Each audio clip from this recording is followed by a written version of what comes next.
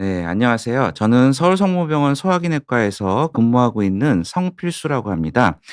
저는 주로 저희 병원에서 간암과 간 질환을 진료하고 있습니다. 예, 제가 오늘 말씀드릴 내용은 진행성 간세 포함해서 간동맥, 항암 주입술의 치료 방법 및 효과, 향후 발전 방향에 관련된 내용입니다. 자, 우리나라는 간암 발병률이 굉장히 높은 나라 중에 하나입니다. 동아시아권이 워낙에 간암 환자가 많은데요. 우리나라에서 재밌는 거는 간암의 원인이 좀 변화를 하고 있는 것 같습니다. 제가 레지던트로 일하던 시절입니다. 2008년도.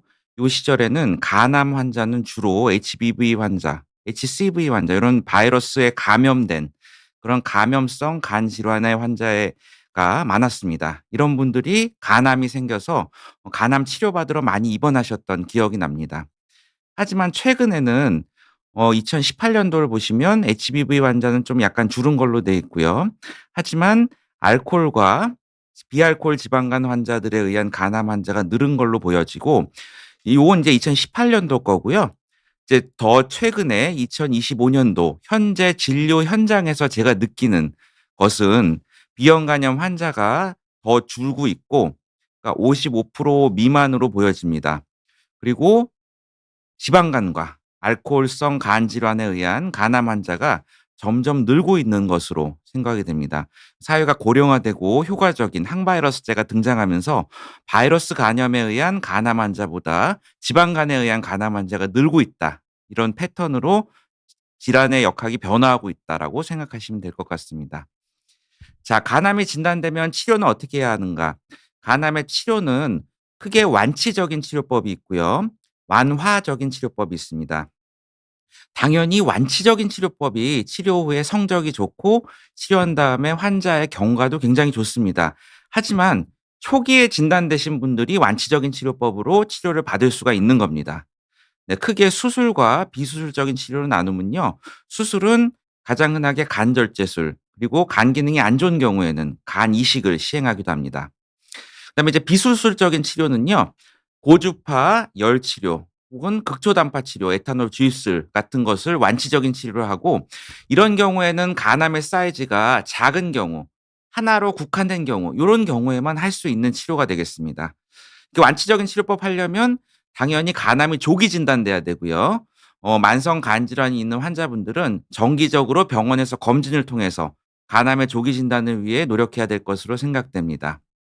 네, 그다음에 이제 완화적인 치료법인데요. 완치적인 치료법으로 이제 구분되지는 않지만 종양의 범위를 줄이고 종양의 범위를 줄여서 그 이후엔 또 완치적인 치료법으로 이어질 수도 있는 그런 치료가 되겠습니다. 그래서 국소 치료에는 경동맥 화학색전술 또는 약물 방출비들을 위한 화학색전술 혹은 최근에 많이 시행하고 있는 방사선 색전술 등이 있습니다. 그래서 요런 치료가 또 잘 되면 종양의 사이즈가 크고 여러 개라도 환자들이 생존율 향상을 기대할 수 있다 말씀을 드리고요. 그다음에 이제 종양이 타장기에 전이가 됐다든지 아니면 큰 혈관을 침범하고 있는 그런 사기 간암 같은 경우는 보통 전신 치료를 하게 됩니다. 전신 치료제는 이제 예전에 많이 사용했던 표적 치료제 혹은 최근에 많이 사용하고 있는 면역 기반 항암 치료제가 있고요. 그다음에 이제 임상 시험 중인 세포 치료제도 있습니다. 자, 그리고 제가 오늘 말씀드릴 내용 중에 이제 집중적으로 말씀드릴 내용이 바로 간동맥 항암 주입술입니다. 이거는 이제 국소 치료와 전신 치료의 중간 단계에 위치하고 있다고 봅니다. 항암제는 전신 치료에 사용하는 전신 그 세포 독성 항암제를 사용하지만 치료 방법은 간에 집중된 국소 치료의 방법이고요. 저희 병원에서 요 간동맥 항암 주입술에 대한 좋은 데이터가 많이 나오고 있어서 여기에 대한 말씀을 오늘 집중적으로 드릴 예정입니다. 네. 먼저 간략하게 진행성 간세포 함종의 전신항암 치료 전략에 대해서 말씀드릴게요. 아까 말씀드린 타장기에 전이가 됐다든지 아니면 큰 혈관을 침범하고 있는 간암, 즉 수술 불가능한 간암을 진행성 간세포암이라고 합니다. 이 진행성 간세포암은 보통 1차 치료로 아까 말씀드린 대로 전신 치료를 하게 됩니다. 전신 치료의 가장 퍼스트 라인 옵션이 최근 우리나라에 2022 년도부터 보험 적용이 되는 아테졸리즈맙 플러스 베바시즈맙의 면역 기반 항암 치료가 되겠고요. 또 이제 최근에 허가를 받은 저도 이제 최근에 요 치료를 많이 사용하고 있는데 더발루마 플러스 트레멜리무맙의 또 면역 기반 병용 항암 치료가 있습니다. 요건 아직 건강보험 적용은 되진 않지만 허가를 받아서 비급여로 사용할 수가 있습니다. 이제 과거에 1차 치료로 많이 사용했던 소라페니까 렌바틴 등의 이제 표적 치료제는 요런 면역 기반 항암 치료제보다 성적이 약간 떨어지기 때문에 이것들이 시행 불가능한 경우에 보통 많이 사용하는 것으로 되어 있고요. 자, 이런 이 1차 치료제 이후에 2차 치료제는 에비던스 레벨이 아주 높지는 않습니다. 그래서 보통 아테조 베바 이후에는 D1 레벨의 다 에비던스를 받고 있어서 2차 치료제는 아직도 많은 연구할 거리가 남아 있고 환자들의 생존을 위해서 또 다양한 치료가 시행돼야 한다는 말씀을 드리겠습니다. 자, 전신 치료제 과거에 많이 사용했던 소라페닙 2008 년도에 임상 데이터에서 생존율 향상을 보여줬습니다. 그래서 치료 안 한 것보다는 10.7 개월로 치료 향상이 있었고요. 렘바티닙은 역시 표적 치료제인데 소라페닙과 비슷한 정도의 생존율을 보여서 이것도 비혈등한 데이터로 허가를 받은 그런 약이 되겠습니다. 하지만 이제 말씀드린 대로 최근에는 이런 소라페닙과 렘바티닙의 1차 치료제보다는 아테졸리주맙과 베바시주맙의 병용 투여가 소라페닙에 비해서 우월한 생존을 보였기 때문에 이 치료를 1차 치료제로 쓰고 있습니다. 우리나라에서는 2022 년도부터 건강보험 적용이 됐고요. 아테졸리주맙은 면역 체크포인트 이니비터 즉 면역 항암제입니다. 면역 항암제고 베바시주맙은 혈관 신생 억제제가 되겠습니다. 이 두 개를 병행한 치료고 저도 약 100명 이상의 환자를 아테졸리주맙 플러스 베바시주맙 치료를 시행하였고요. 생존율은 요 임상 연구에서 말한 고 데이터 정도의 데이터 즉 그 어 그 미디안 서바이벌이 한 19 개월에서 20 개월 정도로 나오는 그런 데이터를 갖고 있습니다. 자, 그다음에 이제 최근에 허가받은 트레멜리무맙과 더발리루맙의 병용 치료 우리나라에서 허가를 받았고요. 이 용법은 다른 말로 이제 스트라이드 요법이라고 그럽니다. 그래서 트레멜리무맙은 원 타임으로 원 사이클에 들어가고 더발루맙은 처음부터 4주 간격으로 계속 꾸준히 들어가는 용법이 되겠고요. 역시 소라페닙에 비해서 생존율의 우월성을 입증하였습니다. 그래서 이 치료도 허가를 받아서 지금 쓰이고 있고요. 특히 이제 아테졸리주맙 플러스 베바시주맙 치료가 불가능한 즉 출혈 위험이 높은 환자들 중심으로 많이 사용될 것으로 기대가 되고 있습니다. 자, 여기까지가 이제 객관적인 말씀이고요. 지금까지 우리나라에서 전신 치료제로 허가받은 약들 그다음에 어떻게 사용되고 있는지 간략하게 설명드렸습니다. 제가 지금부터 집중적으로 말씀드릴 내용은 바로 간동맥 항암 주입술입니다.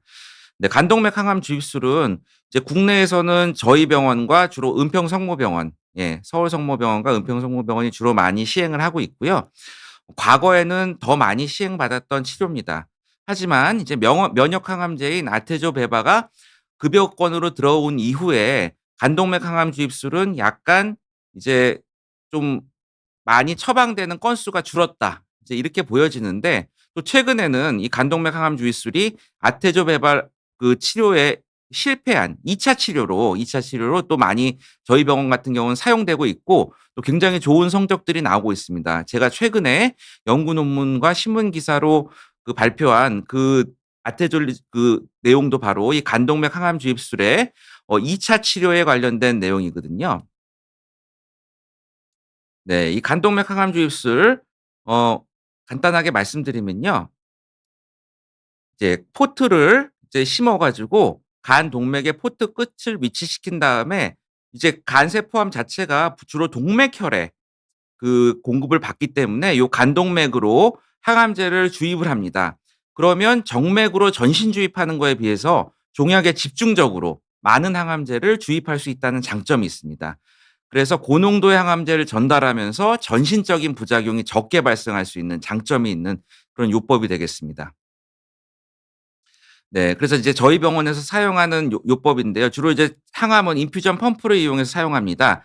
왜냐하면 요 카테터 끝이 동맥에 위치하고 있기 때문에 압이 굉장히 높습니다. 그래서 인퓨전 펌프를 사용하지 않으면 항암제 주입이 안 되기 때문에 인퓨전 펌프를 사용하고요. 그다음에 이제 케모포트 끝은 페모랄 아터리 쪽에 위치하든지 아니면 서브클라비안 아터리 쪽에 위치하게 됩니다. 고렇게 해서 간동맥까지 포트 팁을 위치시켜 가지고 요쪽으로 항암제를 집중적으로 투여해서 간에 있는 다발성 종양에 항암제를 동시다발적으로 공급할 수 있고요. 환자는 그 이제 겉에는 상처가 거의 남지 않습니다. 포트는 안에 심어져 있고요. 그다음에 이제 엑스레이 사진으로 보면 포트 끝이 간 동맥 끝으로 위치하고 있는 것을 볼 수 있고, 주변에 항암제가 새지 말라고 주변으로 그 가는 액세서리 아터리들에는 코일링을 시행합니다. 이제 뭐 가스트로 듀오데널 아터리나 숏 가스트릭 아터리에 코일링을 시행해서 그쪽으로는 이제 그 항암제가 새지 않고 주로 간 쪽으로만 집중적으로 전달되게 하는 그런 요법이 되겠습니다. 저희 병원에서는 영상의학과에서 아주 그 엑스퍼트들이 간동맥 항암 주입술 포트 인서션, 아터리얼 포트 인서션을 잘 해 주셔 가지고 지금도 많은 환자들이 간동맥 항암 주입술을 받고 있습니다. 네, 이 간동맥 항암 주입술이 그럼 역사는 어떻게 되느냐? 1982 년도에 일본에서 문헌이 있습니다. 일본에서 1982 년도에 이미 이 간 동맥으로 집중적으로 항암제를 투입했을 때 간세포암에 치료 효과가 있다는 게 이제 처음으로 이제 문헌에 등장합니다. 일본 간학회지에 등장하고요. 그럼 이제 현재 가이드라인에서는 요게 어떻게 증명되고 있느냐? 네. 아직 미국과 유럽에서는 많이 사용되고 있지 않아서 가이드라인에 멘션이 되지 않거나 아주 일부만 멘션이 되고 있는데, 이제 우리나라 같은 경우는 저희 병원을 비롯한 병원에서 에비던스가 있기 때문에 대한 간암학회 2022 년도 간암 진료 가이드라인에는 언급이 되어 있습니다. 그래서 C2 레벨이긴 하지만 포탈 베인 튜머 스럼보스가 있고 엑스트라 헤파틱 메타스타시스가 없는 그런 어드밴스드 HCC 환자에서 시스테믹 트리트먼트로 고려해 볼 수 있다. 요렇게 이제 제시가 돼 있고요. 특히 이제 퍼스트 라인이나 세컨드 라인의 시스테믹 트리트먼트가 가능하지 않은 경우에 더 생각해 볼 수 있다는 식으로 언급이 되어 있습니다. 또 이제 일본 같은 경우는 이제 아까 1982 년에 처음 간동맥 항암 주입술을 시행한 게 일본이라고 말씀드렸잖아요. 그래서 우리나라보다는 더 많은 경험이 있는 것 같습니다. 일본의 의사들을 만나 봐도 많이 시행하고 있다. 아직도 많이 시행하고 있다고 얘기를 하고요.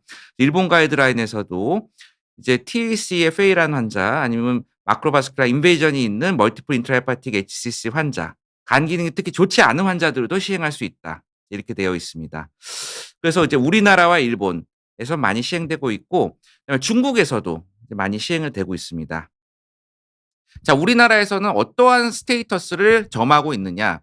우리나라에서는 이 허가 초가 아직 항암 요법으로 되어 있습니다.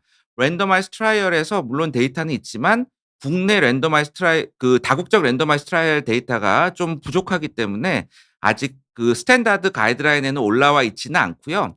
저희 병원과 은평성모병원을 비롯한 몇몇 병원에서 허가 초과 항암 요법으로 신청하여서 시행을 할 수가 있습니다. 그래서 이제 투여 대상은 간문맥 침습 혹은 미만성 진행성 TAC의 불응성 간세포성 암이고요. 차일드표 B에서도 시행할 수 있는 것으로 되어 있습니다. 저희 병원 프로토콜은 시스플라틴과 5FU로 되어 있고요. 시스플라틴 60ml, 그다음에 5FU 500ml. 그래서 시스플라틴은 하루 들어가고 5FU는 3일 동안 간동맥 내 투여를 하게 됩니다. 본인 부담금은 이 허가 초과 요법이지만 항암제 자체가 고가가 아닌 항암제이기 때문에 본인 부담금은 그렇게 높지 않다. 처음에 포트를 넣을 때만 코스트가 좀 나가고 반복 치료할 때는 코스트가 별로 높지 않다는 말씀 드리겠습니다. 자, 그러면 이제 저희 병원 위주로 이제 주로 요즘에 데이터가 많이 나오고 있는데요. 이 간동맥 항암 주입술의 진행성 간세포암에서의 데이터를 말씀을 드리겠습니다. 자, 처음 이제 랜더마이즈 트라이얼이 국내 다기관에서 물론 이제 N수는 많지 않지만 소라페닉과 비교한 데이터가 2018년도에 나왔습니다. 물론 저도 여기 연구에 참여를 했었고요. 그래서 국내에서 저희 병원을 포함한 6개 기관에서 참여를 했습니다. 그래서 포탈벤 튜머 스롬보스가 있는 진행성 간암 환자를 대상으로 소라페닙 이제 기존의 치료고요. 그다음에 간동맥 항암 주입술을 비교로 한 전향 무작위 연구였는데 간동맥 항암 주입술은 14.9개월의 오버 미디언 서바이벌을 구했고요. 소라페닙은 7.2개월이었습니다. 우월한 그런 서바이벌을 보여줘서 N수는 많지 않지만 국내 다기관 연구에서 우월한 서바이벌을 보여준 데이터가 되고요. 그다음에 이제 저희 국내에서 하는 데이터보다 훨씬 더 대규모의 데이터가 중국에서 나왔습니다.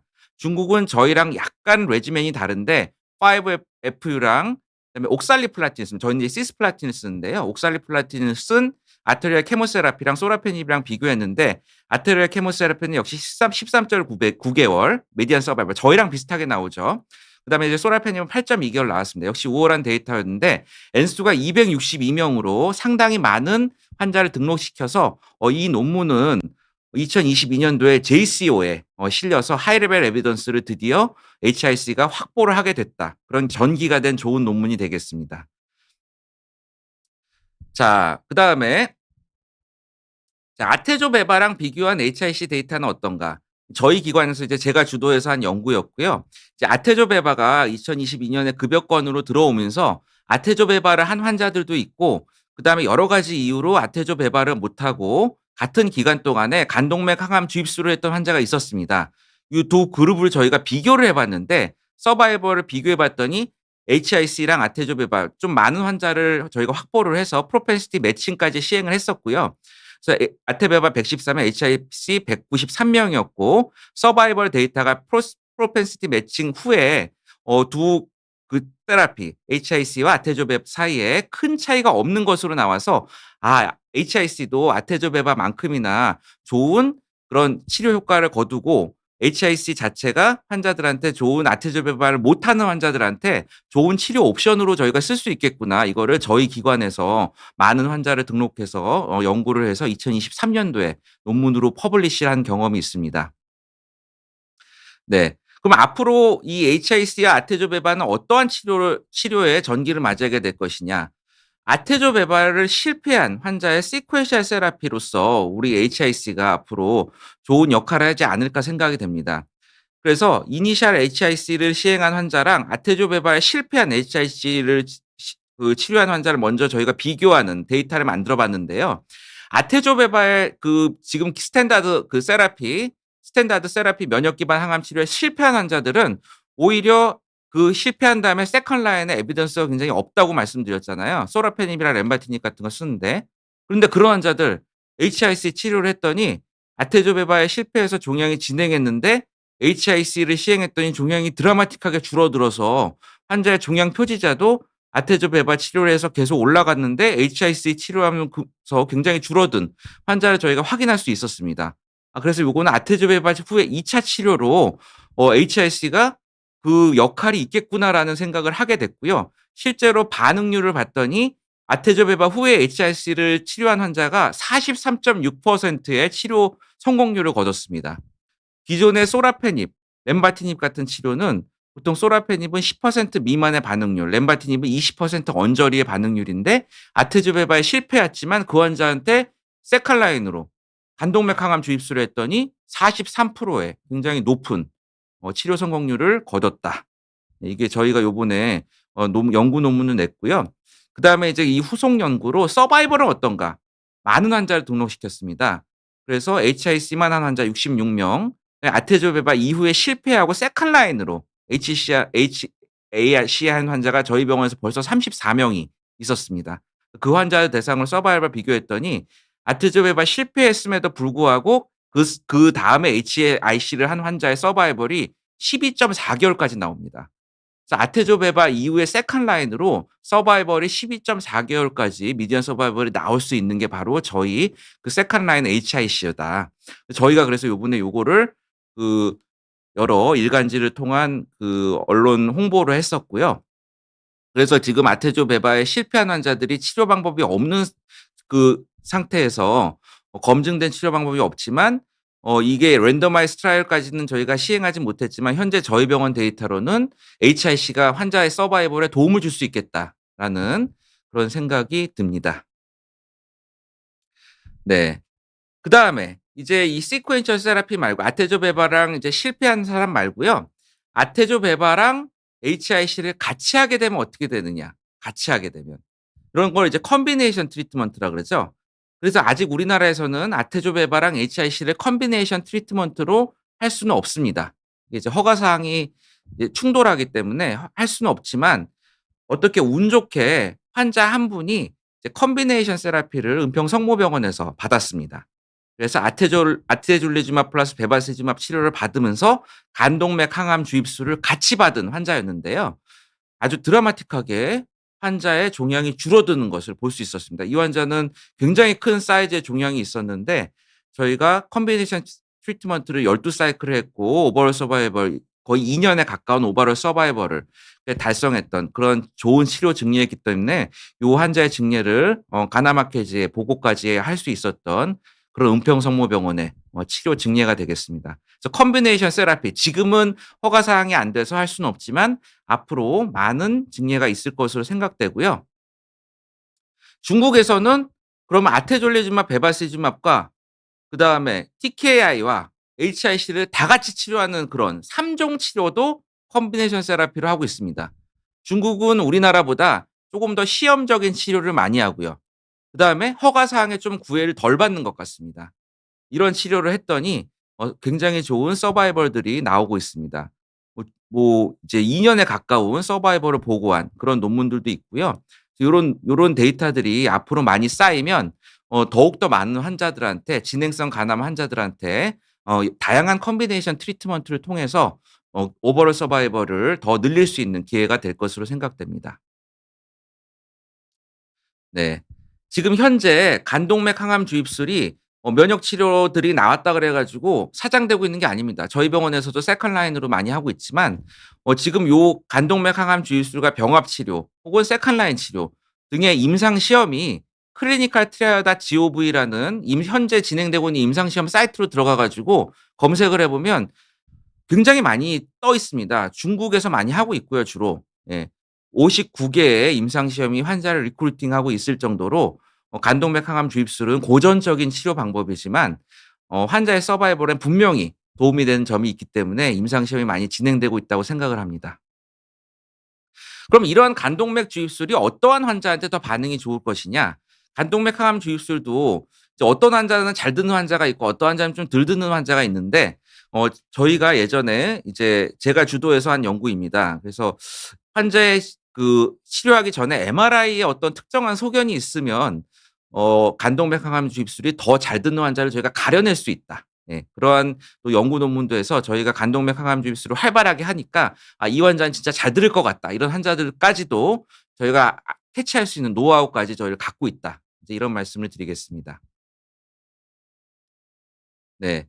이게 이제 서머리가 되겠습니다. 자, 간동맥 항암 주입술은 세포 독성 항암제를 간동맥에 직접 주입하여 간세포 함종에 고농도의 항암제를 전달하면서도 전신적인 부작용이 적게 발생할 수 있는 장점이 있는 요법입니다. 그래서 직접 주입하기 때문에 전신 부작용은 굉장히 덜하다.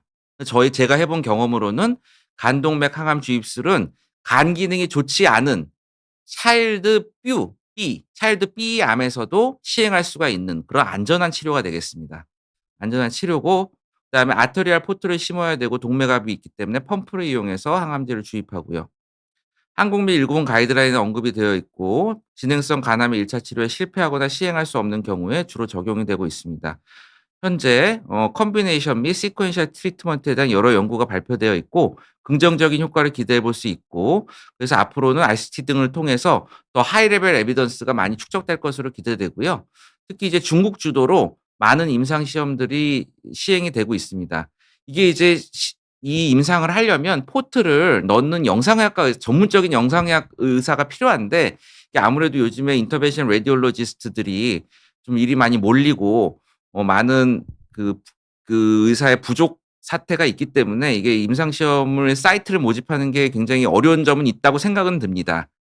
하지만 이제 환자의 서바이벌을 위해서 아테리얼 포트 인서션 세라피 자체가 앞으로도 시스테믹 면역 치료 그다음에 뭐 TKI 치료 다양한 치료들과 컨비네이션 혹은 시퀀셜 트리트먼트의 어떤 중요한 롤을 담당할 수 있을 거라고 저는 이제 생각을 하고 있습니다. 네.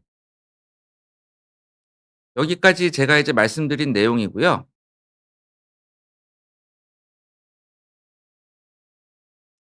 네. 일단 이제 제가 말씀드릴 내용은 다 말씀을 드렸습니다. 이제 추가적으로 이제 질문 올라오신 내용들이 있어 가지고 질문에 대답을 하면서 제가 천천히 다시 이제 간암 치료에 대한 내용을 리뷰를 하도록 하겠습니다. 네. 또 요 간동맥 항암 주입술 이외에도 면역 항암제 치료나 아니면 표적 치료제 아니면 기타 뭐 다른 뭐 세포 치료 임상 뭐 간암에서의 다른 뭐 카티셀 치료 아니면 항체 치료제, 새로운 항체 치료제, 현재 진행 중인 임상이 어떤 것들이 많이 있는지, 수술과 간 이식은 어떤지 그런 거에 대한 자유로운 질문을 올려주시면 제가 답변을 해 드리도록 하겠습니다.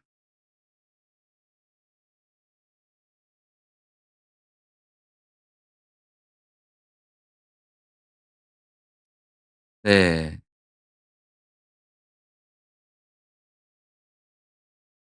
자, 첫 번째 질문 올라온 거 말씀을 드릴게요. 간동맥 항암 주입술 혹시 말씀하시는 연구 토대로 간암 치료 가이드라인이 바뀔 예정인가요? 네. 이 간암 치료 가이드라인은 이제 레벨이 있습니다. A1, A2, E1, B2, C1, C2 이런 식으로 그 레벨이 있고 레커멘데이션의 정도에 따라서 저희가 가이드라인에 그 서제스천 되는 정도를 저희가 정하게 되는데, 예를 들어서 아테졸리주맙 플러스 베바시주맙이라는 그 면역 기반 지금 현재 1차 치료제를 쓰고 있는 진행성 간암의 치료, 전신 치료 요것은 A1입니다. 왜냐하면 다국적 랜더마이즈 컨트롤 트라이얼에서 소라페닙에 비해 우월한 서바이벌을 보여줬기 때문이죠. A1입니다. 더발루맙 플러스 트레멜리무맙도 마찬가지입니다. 그런 식으로 아주 하이 레벨 에비던스가 나와야지 치료 가이드라인이 바뀔 것으로 생각이 됩니다. 근데 이제 간동맥 항암 주입술도 중국에서 계속 하이 레벨 에비던스는 나오고는 있습니다. RCT, 3상 RCT들이 나오고 있는데, 보통 이제 말씀드렸다시피 이게 다국적 임상을 하기 어려운 이유가 이제 영상의학과 의사, 그러니까 포트 A 포트를 전문적으로 놓을 수 있는 영상의학과 쪽이 뒷받침이 일단 돼야 되는 측면이 있어 가지고 서구권에서는 그 A 포트를 인서션한 경험이 많이 없는 것 같습니다. 임상 시험하기가 어렵고 주로 이제 중국과 한국도 이제 한국 같은 경우도 보통 이제 저희 대학에서 많이 시행하고 있고, 지금 타 기관에서는 최근에는 이제 시행 건수가 거의 없어진 것으로 제가 알고 있습니다. 그래서 그런 영상의학과 백업이 되지가 않아서 이제 다국적 임상 시행하기가 어렵고, 중국에서도 하는 사이트만 계속 임상이 들어가기 때문에 이게 임상 하이 레벨 에비던스가 나와도 중국에서만 이제 계속 환자 인롤이 되니까 중국 주도의 임상이 될 수밖에 없거든요. 그러면 이게 또 이 미국이나 유럽 가이드라인에 편입되기도 어렵고, 한국 가이드라인에 편입되려면 한국에서 또 다국적 임상을 해야지. 예를 들어 가지고 녹십자셀의 이뮨셀 그 어주번트 임상 같은 경우는 한국에서 다국적 임상, 한국에서 이제 다기관 임상이 잘 됐잖아요. 그런 경우에는 가이드라인에 올라가는데 A1으로 올라가잖아요. 그런데 이제 뭐 이거 같은 경우는 중국에서만 하니까 국내 데이터가 또 없어 가지고 아주 소규모 임상밖에 없잖아요. 그래 가지고 에비던스가 낮습니다. 치료 가이드라인 바뀌기는 어렵다. 하지만 치료 가이드라인이 바뀌기가 어렵고, 이게 이제 건강보험에서 이 치료 자체가 간세 포함해 그러면 치료로 허가가 날 것이냐. 그것도 아직까지는 어렵다고 봅니다. 레벨 오브 에비던스가 낮기 때문에. 하지만 저희 병원처럼 환자의 서바이벌에 충분한 베네핏을 알고 있는 의사가 근무하는 병원에서 사전 신청을 하면 이 치료를 할 수 있다. 할 수는 있다. 기 때문에 간암 치료 가이드라인이 바뀔 정도는 아니지만 치료에 확신이 있는 의사는 얼마든지 수행할 수 있다 말씀드리고요. 두 번째, 간동맥암. 간동맥암이라는 게 어떤 의미이신지 제가 정확하게 모르겠네요. 이제 간세포암에는 이제 효과가 있고요. 이제 담도암, 간내 담도암을 말씀하실 수도 있을 것 같습니다. 아니면 뭐 대장암의 간전이라든지 그런 암에서도 효과가 없지는 않다고 봅니다. 이제 제가 몇몇의 치료 경험은 있습니다. 사례가 경험이 있고, 최근에도 특정 전이암, 그러니까 간내 전이 돼서 결국 간 부전으로 환자가 안 좋아지는 환자들에서 간동맥 항암 주입술로 치료를 한 몇몇의 사례가 있기 때문에 간내 담도암 혹은 뭐 간으로 전이된 대장암이나 다른 암에서도 효과를 볼 수는 있겠지만 에비던스는 없다. 이거는 환자 치료 사례 정도로만 제 개인적인 경험이라고 말씀을 드리고요. 예. 그다음에 다음 질문. 네. 기존 치료법하고 비용적 차이가 있나요? 네, 비용 아까 말씀드렸지만 이 아테졸리즈맙 플러스 베바시즈맙은 이제 건강보험 급여가 됩니다.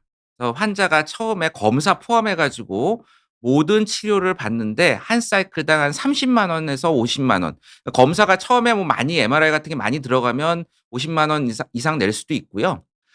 근데 어쨌든 한 사이클에 약제값만 따지면 20만 원대 중반 정도로 들어갑니다. 그리고 이제 간동맥 항암 주입술은 처음에 아테리얼 포트를 인서션하는 비용 자체가 있기 때문에 환자가 처음 입원했을 때 비용하는 부담금은 100만 원에서 한 150만 원 사이 정도 고렇게 들고요. 두 번째 사이클부터는 항암제 값만 들기 때문에 50만 원 미만입니다. 예. 간동맥 항암 주입술 50만 원 미만. 그래서 지금 현재 보험 급여를 받아서 치료를 받고 있는 아테졸리즈맙 플러스 베바시즈맙과는 큰 금액 차이는 없다 말씀드리고요. 그다음에 너발루마 플러스 트레멜리무만 아직 보험 급여가 되지 않는데요. 그 치료는 사실 저도 사실 최근에 그 환자들을 그 요법으로 많이 치료를 하고 있습니다. 치료는 하고 있지만 주로 이제 실비보험이 가능하신 분들 위주로 치료를 할 수밖에 없는 게 처음 맞았을 때 비용이 3천만 원에 육박하고 물론 이제 회사에서 환급해 주는 비용도 있긴 합니다. 두 번째부터 메인터넌스로 환자가 지불해야 되는 돈이 한 800만 원 정도. 그래서 이제 그 경우에는 보험 급여가 되지 않기 때문에 훨씬 더 비싼 금액을 지불할 수밖에 없다라는 겁니다. 그래서 이제 환자가 만약에 실비보험 커버가 되지 않으면 아테졸리즈맙 플러스 베바시즈맙 치료를 할 수 있으면 당연히 하는 게 원칙이고요, 1차 치료니까. 그게 불가하면 렌바티닙이나 아니면 HIC 치료도 고려할 수 있겠다. 특히 이제 간내 병변이 많이 진행돼 있는 경우 간내 질환의 컨트롤을 위해서는 HIC가 아테졸리즈맙 플러스 베바시즈맙과 비슷한 정도의 성적을 거둔다고 제가 아까 데이터를 저희 병원 데이터를 드렸는데 고런 거에 근거하면 해볼 수 있겠다라는 말씀드리고 비용은 비싸지 않다. 예. 네, 다음 간암을 치료할 때 쓰는 치료 방법의 단계가 어떻게 되는가요? 어떤 것부터 사용하게 되는가요? 예. 굉장히 중요하신 질문인데요. 제가 처음에 이제 간암 치료 말씀을 드렸을 때 어떤 말씀을 드렸냐. 완치적인 치료 방법이 있고 그다음에 고식적인 치료 방법이 있습니다. 근데 이제 완치적인 치료 방법은 환자가 정말로 완치 목적으로 치료를 받는 건데 모든 환자가 그 치료 방법을 받을 수는 없어요. 예를 들어 종양이 뭐 비형 간염으로 추적 관찰하던 환자 6 개월에 한 번씩 초음파를 했었는데 2 센티짜리 간암이 단일 간암이 발생했다. 의사가 찾았어요. 진짜로 MRI 찍어 봤더니 2 센치 단일 간암이어서 그런 환자는 고주파 치료나 수술 치료로 국소 치료 혹은 수술 치료로 쉽게 완치적 치료를 할 수 있는 거죠. 그걸로 끝입니다, 그 환자는 치료가. 예, 끝입니다, 그걸로. 그런데 만약에 간암 진단되는데 환자가 6 개월에 한 번씩 초음파를 안 했어요. 좀 술 좀 많이 드시는 분이에요. 간경변이 많이 진행됐는데 전혀 서베일런스가 안 됐던 환자 체중 감소로 내원해 가지고 CT를 찍어 봤더니 15 센치의 간암, 주문맥 침범, 폐전이 이렇게 됐습니다. 이런 환자 아직도 많습니다. 그럼 어떻게 치료하느냐? 이런 환자는 수술도 안 돼. 고주파 치료 당연히 안 돼. 주문맥 침범에 전이 됐으면 색전술도 안 돼요. 색전술은 뭐 간내 병변만 있으면서 여러 개 있으면 보통 색전술을 많이 하는데 색전술도 안 됩니다, 그런 환자. 그런 환자는 전신 치료를 먼저 하는 거고요. 지금 현재 이제 허가 사항에서는 출혈의 위험이 없는 경우에 아테졸리즈맙 플러스 베바시즈맙 1차 면역 기반 항암 치료를 하는 걸로 되어 있습니다. 예. 그래서 이 환자를 치료하는 단계가 어떻게 되느냐? 처음 진단됐을 때 병기와 환자의 간 기능과 그다음에 환자의 수행 능력 정도 이런 것들을 모두 확인을 해서 의사가 가장 현재 상황에서 치료의 성적이 좋은 오버럴 서바이벌이 가장 좋은 약을 고르게 되고요. 그 약을 환자와 상의해서 치료를 시작하게 됩니다. 네. 자, 그다음에 이제 면역 항암제 치료 효과가 나타나는데 시간이 얼마나 걸리나요? 보통 치료 기간 소요가 어느 정도 되나요? 네. 굉장히 중요하신 질문입니다. 왜냐하면 현재 이제 많은 환자를 면역 항암제 치료를 받고 있고요. 제가 지금 치료 중인 면역 항암제 환자도 굉장히 많으십니다. 이제 면역 항암제 치료를 안 하고 정말 수술로 쉽게 치료할 수 있는 환자가 있으면 참 좋겠지만 아직도 진행성 간암으로 진단되는 환자들이 많기 때문에 이제 면역 항암제 치료를 하는데 환자들이 이제 여쭤보시는 게 "시간이 얼마나 걸리냐. 이거 효과가 나오는데. 어 교수님은 왜 2번 치료를 받고 2 사이클 보통 3주 간격으로 맞는데요. 첫 사이클, 둘째 사이클 맞고 저는 보통 CT나 MRI로 반응 평가를 하거든요. 근데 이제 타 병원에서 치료받다가 뭐 오신 분도 있습니다. 연고지 관계로 오셨거나 뭐 다른 이유로 오신 분들이 있는데 그쪽 병원의 교수님은 4번 맞고 CT를 찍겠다고 했다. 근데 왜 교수님은 왜 2번 맞고 찍겠다고 하냐 CT를. 의사마다 좀 다르긴 합니다. 보통 교과서적으로는 2 or 3 사이클 2번 or 3번 사이클 만에 보통 반응 평가를 영상학적으로 시행하는 것을 원칙으로 합니다. 저 같은 경우는 피 검사는 매번 맞을 때마다, 소변 검사도 맞을 때마다 하고요. 그다음에 영상 검사는 2 사이클 혹은 3 사이클에 한 번씩 하고 이제 초치료 같은 경우는 2 사이클 후에 보통 하게 됩니다. CT 혹은 MRI를 조형 증강해서 찍게 되고요. 자, 치료 효과는 그러면 시간이 얼마나 걸리냐? 환자에 따라 좀 다릅니다. 어떤 환자는 한 번 맞고 암 수치가, 그러니까 흔히 얘기하는 종양 표지자죠. 알파 피토프로틴 같은 종양 표지자가 5,000 이었는데 1,000 미만으로 뚝 떨어지는 환자도 있습니다. 그리고 한 번 맞았는데 그렇게 떨어지는 환자도 있고요. 어떤 환자는 처음 맞았을 때는 오히려 비슷합니다. 안 떨어집니다. 그러다가 세 번째 맞았을 때부터 종양 표지자가 뚝 떨어지는 환자도 있습니다. 환자에 따라 쪼끔 다르다. 그래서 한 번 맞아 가지고는 모른다. 그래서 제가 두 번째부터 이제 사진을 찍어 보는 이유는 혹시나 다른 합병증이 생기지 않았을까 해 가지고 찍어 보는 것도 있고요. 반응이 혹시 빨리 나오지 않나 해서 찍어 보는 것도 있습니다. 예. 환자에 따라 다르다는 거고요. 어떤 환자는 한 번만 맞아서 나오는 환자도 있고 어떤 환자는 3번 정도 맞아야 나오는 환자도 있다. 예. 의사에 따라서는 다르지만 두 번째 혹은 세 번째 맞은 다음에 보통 사진을 찍어 보게 되면 정확한 반응 평가를 할 수가 있다. 그런 말씀 드리고요. 효과가 없으면 어떻게 하느냐. 계속 맞아야 되는 건가. 저 같은 경우는 빨리 바꿉니다.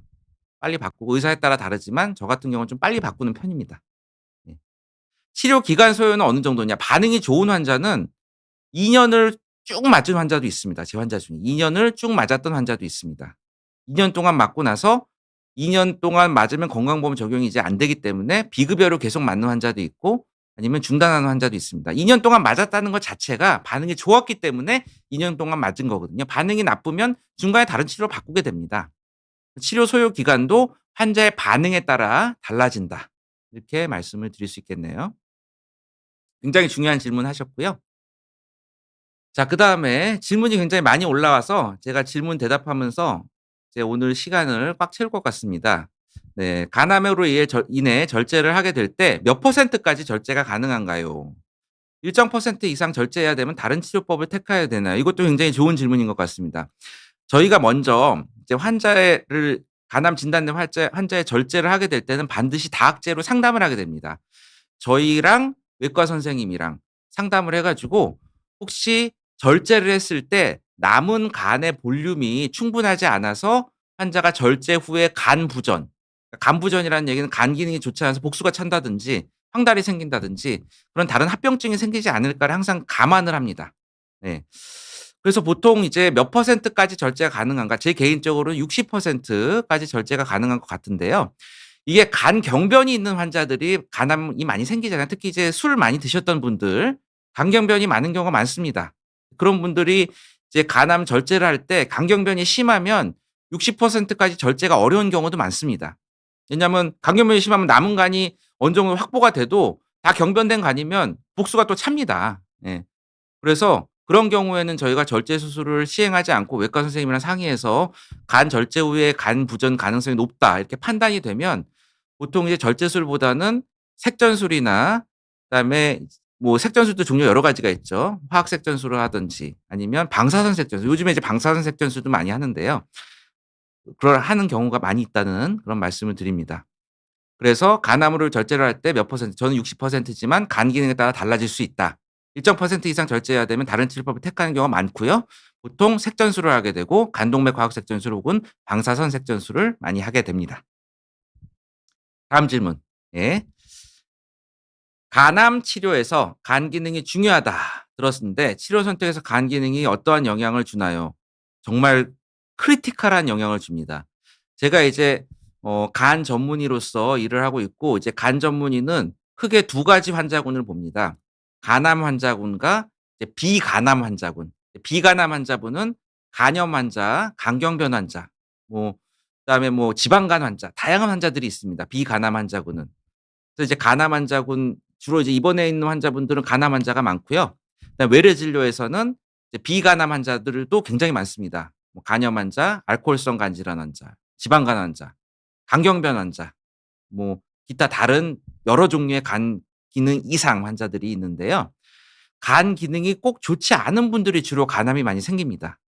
자, 간이 완전히 정상인 환자에서 간암이 생기는 경우 굉장히 드물다고 봅니다. 보통 기저 간 질환이 있는 사람이 간암이 생기고요. 그래서 만성 비형 간염이 있다, 뭐 간암이 생길 가능성이 있고, C형 간염도 마찬가지고, 알코올성 간경변, 간암 생길 가능성이 굉장히 높습니다. 요즘에는 이제 대사 이상 지방간 질환도 고령에서 갑자기 간암으로 진단되는 환자가 많고요. 예, 다양한 원인의 간 질환에서 간암이 많이 생깁니다. 그런데 간 기능이 좋지 않은 상태에서 간암이 생기면 치료 옵션이 굉장히 한정이 된다. 예를 들어서 얼마 전에 진단되신 분인데 굉장히 술을 많이 드셨던 분이에요. 60대 중후반이셨는데 이미 복수가 찼는데, 이제 복수가 차서 그분은 병원으로, 이제 외부 병원으로 가서 거기서 초음파를 해서 복수 때문에 이제 저희 병원으로 오셨는데, 와 가지고 CT를 찍어 봤더니 굉장히 큰 간암과 주문맥 침범이 동반돼 있더라고요. 근데 복수가 이미 너무 많이 차 버린 거예요. 그런 환자 아테졸리즈마브 플러스 베바시즈마브의 면역 기반 항암 치료를 할 수가 없습니다. 일단 복수가 너무 많이 차면 그거 자체로 간 기능이 차일드 B 등급이 돼 버리거든요. 그래서 그 환자는 저희가 복수를 조절을 하고 간동맥 항암 주입술, 제가 오늘 많이 설명드렸던 간동맥 항암 주입술을 시행하였습니다. 그래서 다행히 이제 반응이 좋아 가지고 술도 끊고 간동맥 항암 주입술로 반응이 굉장히 좋아져서 종양도 많이 치료돼서 이제 지금은 종양이 거의 없는 상태로 잘 지내고 계신데, 어쨌든 간 기능이 좋지 않으면 그 환자도 사실 면역 치료를 못 했잖아요, 처음에. 기능이 안 좋으니까 치료가 굉장히 한정될 수밖에 없다. 네. 그런 말씀을 드립니다. 그래서 이 간 기능이 좋지 않은 거가 굉장히 안 좋아서 이제 환자들한테도 술, 예? 술이 이제 간 기능을 악화시키는 아주 우리나라에서는 주된 요인이라고 보거든요. 술 조심하시라. 특히 이제 지방간 환자들도 간 기능 관리를 잘 하시라. 그런 말씀을 꼭 드리고요. 그다음에 다음 질문. 간암도 중입자 치료가 가능한가요? 중입자 치료가 되는 암도 있고 아닌 암도 있대서요. 네. 중입자 치료는 사실 이제 저는 저희 병원에서 중입자 기계가 들어와 있지 않기 때문에 지금 환자들을 중입자 치료로 제가 리퍼럴을 직접적으로 하고 있지는 않습니다. 그래서 자세한 내용은 이제 모르고 이제 세브란스 병원에서 중입자 치료를 하고 있고요. 제가 알기로는 세브란스 병원의 방사선 종양학과에 이 중입자 간암의 중입자 치료를 담당하시는 교수님 외래가 열려 있는 것으로 알고 있습니다. 그래서 얼마 전에도 이제 환자분 중에 한 분이 이제 세브란스 병원 방사선 종양학과에 방문하셔 가지고 중입자 치료에 대해서, 이제 제 환자분이었고요. 이제 수술적인 치료도 약간 애매하고, 그다음에 고주파 치료하기엔 종양의 사이즈가 좀 커서 그쪽으로 환자가 가서 상담을 하신 분이 있습니다. 네. 그래서 어쨌든 중입자 치료도 가능하다, 간암도 가능하고 현재 세브란스 병원에서 중입자 치료 시행하고 있다는 말씀 이제 드리도록 하겠습니다. 네, 오늘 예, 제가 이제 이렇게 간암의 치료, 특히 이제 간동맥 항암 주입술 저희 병원에서 많이 치료하고, 제가 또 최신 연구 결과를 발표한 간동맥 항암 주입술에 대해서 좋은 연구 결과에 대해서 설명드릴 수 있어서 기쁘고요. 또 많은 어 그 청취자분들께서 질문을 많이, 좀 좋은 질문 많이 올려주셔서 제가 또 좋은 답변 드릴 수 있어서 좋은 기회가 됐던 것 같습니다. 앞으로도 환자분들의 간암 치료에 있어서 열심히 노력하는 의사가 되도록 하겠습니다. 네, 이상 마치겠습니다. 감사합니다.